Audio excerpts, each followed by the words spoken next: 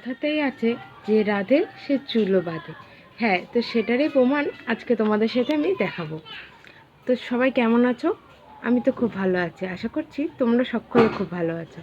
তো চলে এসেছি তোমাদের সাথে নতুন আর একটা ভ্লগ নিয়ে। তো আজকে সারাদিন আমি কি করি না করি সেটাই তোমাদের সাথে শেয়ার করব। একটা বাচ্চা নিয়ে সংসারের কাজ সামলানোই তোমাদের সাথে সেই জিনিসগুলোই শেয়ার করব। সারাদিন সংসারে আমি কী করি না করি সেটাই আজকে তোমাদের সামনে তুলে ধরবো। যাই হোক, তো এখন ঘড়ির কাঁটায় বাজে ঠিক 7:30, আর আমি এদিকে চলে এসেছি সব বাসি কাজ ছেড়ে রান্নাঘরে। তো দেখে নিলে আমি তো এদিকে কুমড়ো কাটছিলাম। কুমড়ো আজকে আমাদের সকালের খাবার হবে কুমড়ো দিয়ে আলু দিয়ে ভাজা আর রুটি। তো এদিকে আমি কড়াইটা বসিয়ে কুমড়ো টুমড়ো আলুগুলো সব ধুয়ে নিয়ে ভালো করে রান্নাটা বসিয়ে দিয়েছি। তেলে দুটো রাঁধুনি ফোড়ন দিয়ে আমি কিন্তু কুমড়োটা ভাজতে দিয়ে দিলাম। তো যাই হোক, তারপরে এদিকে যত কুটনো ছিল বটিটাকে ভালোভাবে মুছে আমি কিন্তু রেখে দিলাম জায়গায়। বটিটা না মুছলে না বটির গায়ে কেমন একটা আবছা আবছা দাগ পড়ে যায়। তো যাই হোক, তারপরে কুটনোগুলো কিন্তু আমি একটা ঝুড়িতে সুন্দরভাবে তুলে নিলাম। আর এই কুটনোগুলো কিন্তু আমরা ফেলে দিই না, জানো তো, একটা গামলাতে রেখে দিই। একটা দিদিভাই আছে, তাদের গরু আছে, সে কিন্তু এই কুটনোগুলো নিয়ে যায়। ফেলে দিই কী হবে, যদি একটা প্রাণী খেয়ে বাঁচতে পারে। তো যাই হোক, তারপর এদিকে দেখো আমার কুমড়ো কিন্তু ভাজা হয়ে গেছে, প্রায় কমপ্লিট। এবার আমি কুমড়ো ভাজাটা কিন্তু লাভিয়ে নেবো। আর আমি কিন্তু হ্যাঁ, এর ভিতরে কিন্তু আমি এখনও লবণ দিইনি। কুমড়ো ভাজার মধ্যে যদি তোমরা আগেই লবণ দাও কুমড়ো ভাজাটা কিন্তু ঘেঁটা ঘেঁটা হয়ে যায়। তো যাই হোক, দেখো বাটিতে আমি কুমড়ো ভাজাটা লাভিয়ে নিয়েছি। আর এইদিকে আমি বাটিতে বসিয়ে দিলাম মনার জল গরম খাবারের। আর এইদিকে আমি আলুগুলো কড়াইতে দিয়ে দিলাম। আলু আর কুমড়োটা আমি একসাথে এই জন্যই ভাজিনি, কারণ এটা হয়তো ভাজা হবে, ওইটা হয়তো হবে না, যার কারণে আগে কুমড়োটা ভেজে নিয়ে পরে আলুটা ভাজলাম।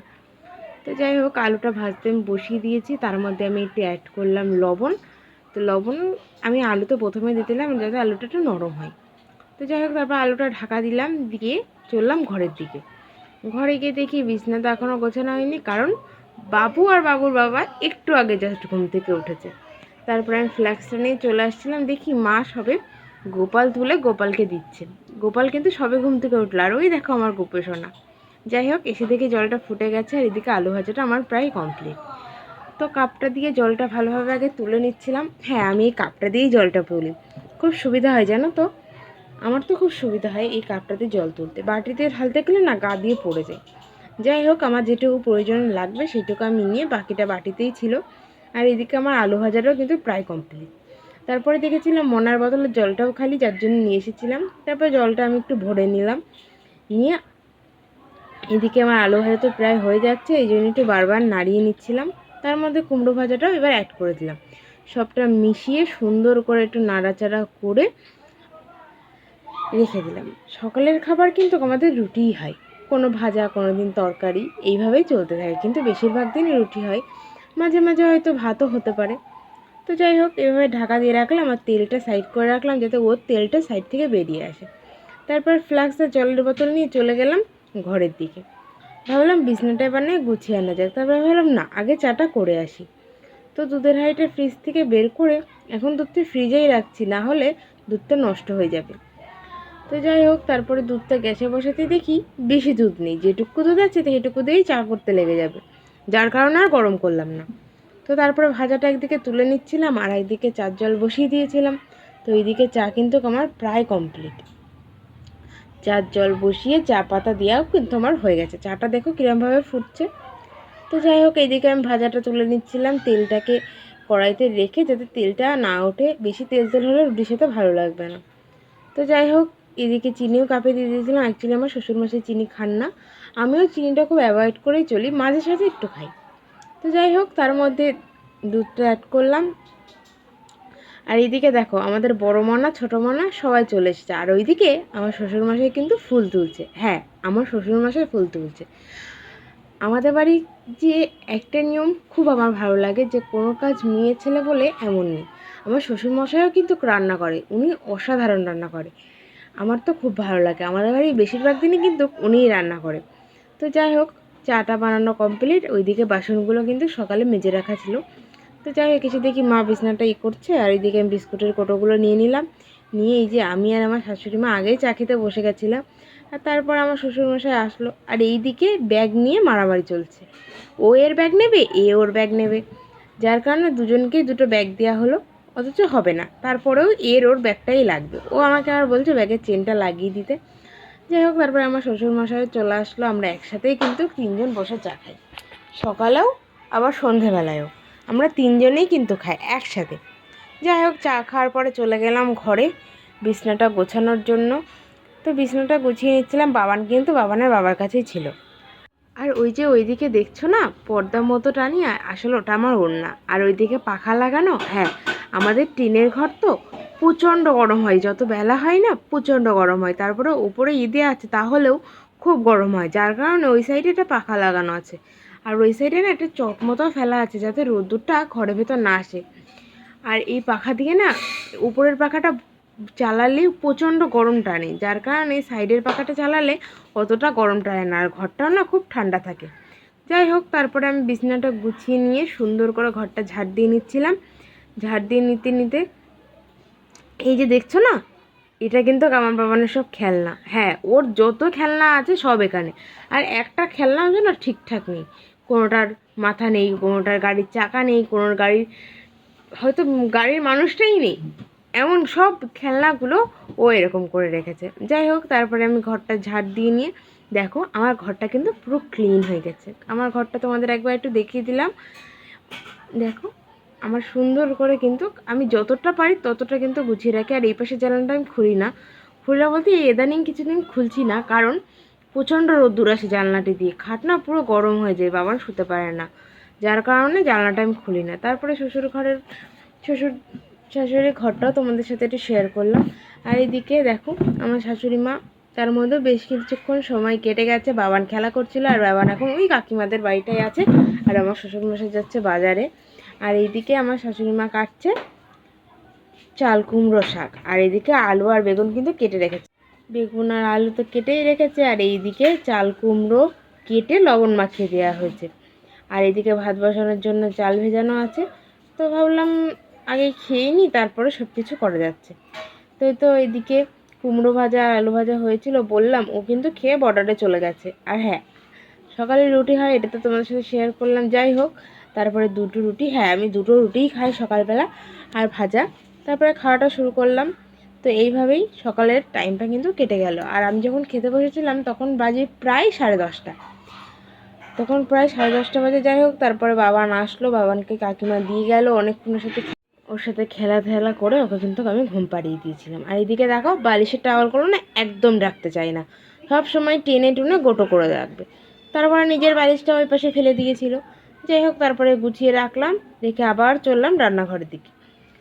তো রান্নাঘরের দিকে অ্যাকচুয়ালি না সব ভিডিও তোমাদের সাথে শেয়ার করে ওঠা হয় না, আর আমাদের না এখন প্রচণ্ড কারেন্ট যায়।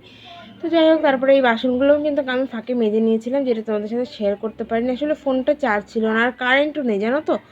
তো এদিকে দেখি মা জল বসিয়ে দিয়েছে, তারপর দেখি জলটা ফুটেও গেছে, যার কারণে গ্যাসটা কমিয়ে দিয়ে আমি কিন্তু চালটা দিয়ে দিচ্ছিলাম।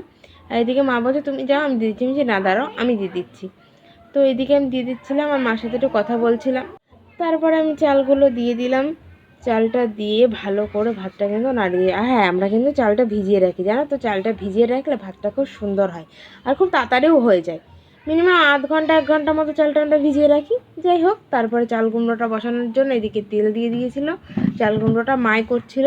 আমি বললাম তুমি চাল কুমড়োটা তাহলে করতে লাগো, আমি এদিকে কাজগুলো একটু নাই সেরে আসি।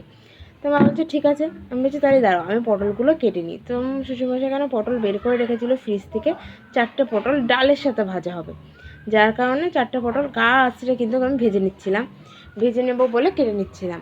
তো এইদিকে আমি পটলে আঁচড়ে সুন্দর করে গায়ের খোসাগুলো ফেলে, তো 4টে পটলে কিন্তু আমার কাটা হয়ে গেছে। তারপরে আমি কাঠটা আর বের করলাম না, এই সাইডে এই কাপড়টার পরে আমি এগুলো কেটে নিচ্ছিলাম। তো দেখো দু পিস করে কেটে নিলাম, আর এই দিকে পটল কাটা আমার রেডি। আর এইদিকে আমি এই কুটনোগুলোও কিন্তু আমি ফেলবো না, ওই গামলাটায় দিলাম। ওই যে বলি একটা দিদিভাই আসে, ও নিয়ে যায় কুটনোগুলো, যার কারণে এই ছোটো ছোটো কুটনোগুলো আমি ফেলি না, সব খুঁটে ওই গামলাটার মধ্যে রেখে দিই, যেন ছোট্ট কিছু হলেও সেটা রেখে দিই। তো যাই হোক, কুমড়ো শাক তো গরুটা খায় না, যার কারণে ওটা নিচেই রাখা আছে। তো তারপরে পটলগুলো আমি রেখে দিলাম, মা বললো তুমি যাও আমি দেখছি। তারপরে মা এদিকে চাল কুমড়োটা করে বেরিয়ে এসেছিলো। তারপরে আমি পটলগুলোকে ভেজে নিচ্ছিলাম। আমাদের বাড়ি সবাই কিন্তু রান্নাঘরে টুকটাক কাজ করি। মা বললে এবার আমি বাইরের কাজগুলো সেরে আসি। আমি বলছি ঠিক আছে। মা বলছে আমি খেয়েও নিই। তাই বলছি হ্যাঁ তুমি খেয়ে নাও আগে, আমি এই দিকটা করে নিচ্ছি এবার। আমি তারপরে পটলটা ভেজে নিচ্ছিলাম আর এইদিকে জল বসিয়েছিলাম কুমড়ো শাকের জন্য। আর ওইদিকে পটল ভাজার পরে আলু আর বেগুনটাও ভেজে নেবো। তো যাই হোক, এর ফাঁকে আমি বাবানকেও একটু দেখে আসলাম। দেখি বাবান এখনও ঘুমাচ্ছে। মাঝে মাঝে গিয়ে একটু দেখে এসেছি, যেন তোকে বেঁধেও রাখতে হয়, নাহলে না খাট থেকে নিচে পড়ে যায়। একবার পড়েও গেছিলো এরকমভাবে। যাই হোক, তারপরে দেখি জলটা ফুটে গেছে। কুমড়ো শাকটা নিয়ে আমি এবার জলে দিয়ে দেবো। তার আগে পটলটা একবার নাড়িয়ে নিই। পটল ভাজা সঙ্গে ডাঁটা দিয়ে ডাল হবে, সঙ্গে পটল ভাজা। তো যাই হোক, পটলটা একটু উল্টে নিলাম, নিয়ে এদিকে কিন্তু আমি কুমড়ো শাকটাও এবার জলে দিয়ে দেবো। দেখো জলটা কীভাবে ফুটছে। তার আগে জলটা আমি একটু কমিয়ে নিলাম, নিয়ে পটলগুলো ভাবলাম জলটা কমিয়ে নিতে পটলগুলো আমি একটু তুলে নিই, না হলে না পুড়ে যাবে, আর একেবারে পোড়া হলে না ভালো লাগবে না। তারপর নতুন করে আবার পটল দিয়ে তারপরে জলটা কমিয়ে আমি কিন্তু কুমড়ো শাকগুলো দিয়ে দিলাম। এদিকে পটল ভাজাও কিন্তু, আর পটল না প্রচণ্ড বীজগুলো না ফোটে, তার জন্য একটু দূরে দাঁড়িয়ে ভাজছিলাম। পটল ভাজা আমার হয়ে গেছে। এদিকে চাল কুমড়োর মধ্যে আমি আলু অ্যাড করে দিয়েছি, যাতে আলুগুলোও সিদ্ধ হয়ে যায়। আর এদিকে আমি ভেজে নিচ্ছিলাম বেগুন। তো যাই হোক, বেগুন টেগুন ভাজা হয়ে গেছে। এইদিকে এসে দেখি আমার বাবান উঠে গেছে। তো বাবানকে নিলাম কোলে, একটু আদর করলাম। তারপরে ওর খেলনাগুলো নিয়ে কিন্তু খেলা করছিল। দেখো কত খেলনা, ওই যে বলছিলাম এটারও নেই এটারও নেই। দেখো আমার বোতলটাকেও বাদ দেয়নি, এটা আমারই কিন্তু জল বোতল বাদ দেয়নি। যাই হোক, তারপরে অনেকক্ষণ খেলাধুলার পরে ওর স্নান খাওয়া সব হয়ে গেছিলো। বেশ আরেকক্ষণ খেলা করছিলাম। কারেন্ট ছিল না জানো তো। এই দেখো, এই ব্যাটারি ফ্যানটা চালিয়ে রেখেছিলাম, একটুকু কারেন্ট ছিল না, প্রায় 1-1.5 ঘন্টা মতো কারেন্ট ছিল না। তারপরে ও খেয়ে দিয়ে ঘুমিয়ে পড়লো। তারপরে আমি ওইদিকে সব কাজ, গ্যাস মোছা, বাসন মাজা, ওর খাবার গুছিয়ে দেওয়া, উঠোন ঝাড় দেওয়া, ঘরটার মুছে রান্নাঘর পরিষ্কার করে স্নান করে আসলাম। মাথায় একটু শ্যাম্পু করেছিলাম, তার জন্য চুলগুলো ভালো করে মুছে নিচ্ছিলাম। মা বললো এবার তুমি যাও, এদিকে যা টুকটাক আছে আমি করে নিচ্ছি, তুমি গিয়ে পুজোটা দিয়ে নাও। আমি বললাম ঠিক আছে, তাহলে আমি গিয়ে পুজোটা দিয়ে নিই। বললো হ্যাঁ ঠিক আছে। তো তারপরে আমি স্নান টান করে আমি বলছি আগে পুজোটা দিয়ে নিই, না ও উঠলে আমার আর পুজো দেওয়া হবে। তারপর আমার পুজো দেওয়া হয়ে গেছিলো। আর এখন দেখো ঘড়িতে বাজে 1:15। তারপরে বেশ খানিকক্ষণ ওটা ওটা করে এইদিকে আমাদের খাওয়ার টাইম হয়ে গেছে। এদিকে বাবানকে আমি একটু কোলে নিয়েছিলাম, এদিকে আমার 3জনের ভাতটা গুছিয়ে নিয়েছিলো, আর মোনাকে একটা কাকিমা নিয়ে গেছিলো একটু। তারপরে ও খেলছিল, আর খেলতে খেলতে আমি বলে দিই আজকের ভিডিওটা তোমাদের কেমন লাগলো অবশ্যই কমেন্ট বক্সে কমেন্ট করে জানিও। যদি ভালো লেগে থাকে please like comment share and subscribe করে দিও। আজকের মতো এই পর্যন্ত, দেখা হবে নেক্সট একটা ব্লগে। সাথে থেকো, পাশে থেকো, সুস্থ থেকো।